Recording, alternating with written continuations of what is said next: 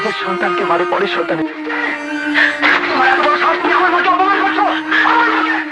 হয় তারা কালোবাজারি, না হয় কালোবাজারিদের সহায়তাকারী, অথবা বিদেশি প্রভুদের মদতপুষ্ট। বাক হয় না মির্জা, আরে তুমি আমাকে কি মারবি? যদি আমি জিতি, তোর বিয়ের মার্কেটিং করে, বুঝেছিস? সালটি ছিল 1994 সাল। বাংলা সিনেমার ইতিহাসের এক টার্নিং পয়েন্ট। এদিকে নতুন সুপারস্টার সালমান শাহ, অন্যদিকে অ্যাকশন কিং রুবেল, আরো ছিল মান্না এবং অমর সান। কিন্তু আসল প্রশ্ন, 1994 সালে এক নম্বর সুপারস্টার কে ছিল? চলুন বিস্তারিত জেনে নেই। 90 দশকের শুরুতে বাংলা সিনেমা কিছুটা দুর্বল হয়ে পড়ছিল, দর্শক কমে যাচ্ছিল, নতুন মুখের অভাব ছিল। ঠিক তখনই আসে এক ঝড়, সালমান শাহ। তার প্রথম সিনেমা কেয়ামত থেকে কেয়ামত বাংলা সিনেমাকে আবারও হলমুখী করে তুলল। পুরা সিনেমা হল দর্শকদের ভিড়, সালমান শাহর রোমান্টিক দৃশ্য আর ডায়লগ। 1994 সালে মাত্র কয়েকটি সিনেমা করেই সালমান শাহ হয়ে যান দেশের সবচেয়ে বড় সুপারস্টার। স্টার, ডায়লগ এবং আইকন, ফ্যাশন সবকিছুতেই নতুনত্ব ছিল। তরুণ তরুণীদের কাছে তিনি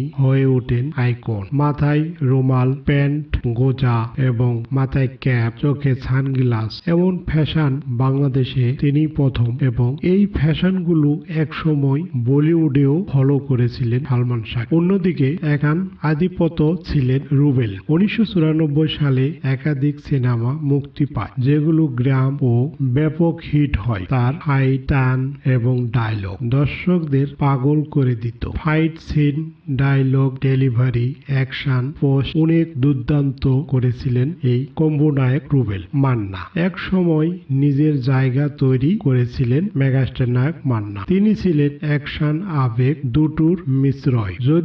যদিও তখন এক নাম্বার হয়নি, কিন্তু সবাই বুঝতে পেরেছিল ভবিষ্যতের রাজা তিনি হবে। ঠিক তাই এককভাবে রাজত্ব করলেন মেগাস্টার নায়ক মান্না। তার মৃত্যুর আগ পর্যন্ত তিনি রাজত্ব করে গেছেন। আজও তার ভক্ত এক চুল পরিমাণ কমে নাই। অন্যদিকে রোমান্টিক হিরো অমর সান। রোমান্টিক হিরো হিসাবে জনপ্রিয়তা পেয়েছিলেন অমর সান। তার সিনেমাগুলোর দর্শকদের মধ্যে ভালোই চলেছিল, বিশেষ করে লাভ স্টোরি, গল্প সবকিছুই মিলে বিবেচনা করলে 1994 সালে number 1 superstar Salman Shah. Action king হিসাবে বিবেচনা করলে 2 নম্বর স্থানে রুবেল। ভবিষ্যতের কিং হিসাব করলে মেগাস্টার নায়ক মান্না। অপরদিকে রোমান্টিক এবং ড্রামা লাভ স্টোরি ছবি বিবেচনা করলে অমর সান। আপনার মতে 1994 সালে আসল কিং কে ছিল? কমেন্টে জানাতে ভুলবেন না।